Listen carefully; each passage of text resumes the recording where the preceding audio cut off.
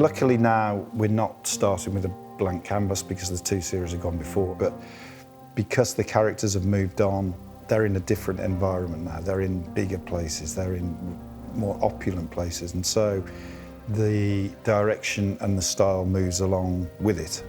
The Peakies have moved up in the world, you know. They now have a huge country pile. It was evolution, not revolution. We wanted to evolve, but not detach from that Peaky style, which our fans love so much and that we love so much. And we want to be true to the ethos of the Peakies, but at the same time, just take everything a step further and build it up a little. The family is very, very wealthy. He's got a big, big house, and they've all got big houses now. They've all got fancy cars. And so materially, they're doing very well. Emotionally, that's another question, I suppose. They've got more money, and therefore they've moved into the upper echelons of British society. So you move into different locations and you move into a different world, but you have people that cannot escape their background, or can they?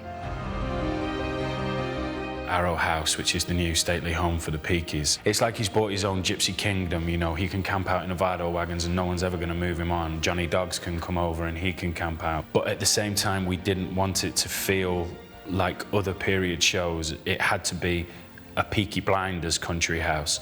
So it had to have an element of rock and roll, it had to have an element of gypsy, it had to have an element of nouveau riche, it had to have all these different facets to it. And our production designer, Richard Bullock, felt very strongly about that. The first thing we looked at when we started was the new Shelby home. We kind of kept the brief reasonably open to start off with and just went and looked at what was out there.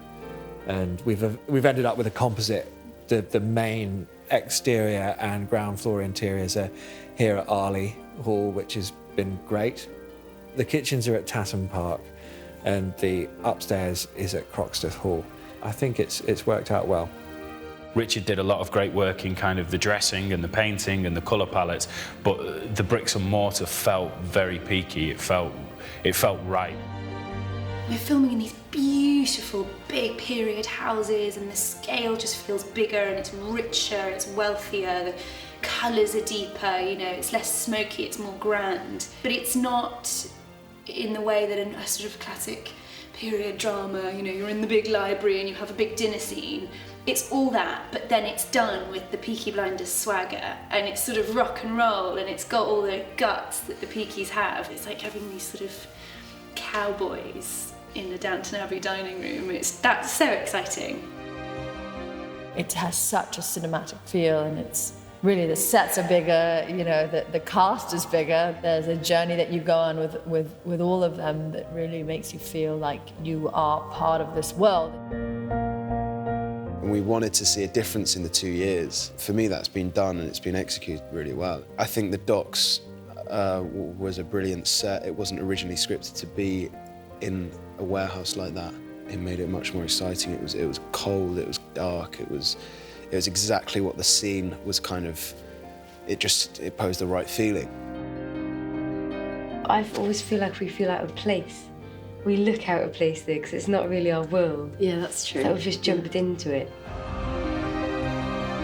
The locations are so beautiful. It's a far cry from the Garrison in season 1. It feels like we're entering new territory, but it's kind of fun to see how they squirm sometimes in these environments. We want to keep this world because it works and people like it, and we want to maintain the look of it, the mood of it, the feel of it. Always it's an evolution rather than revolution.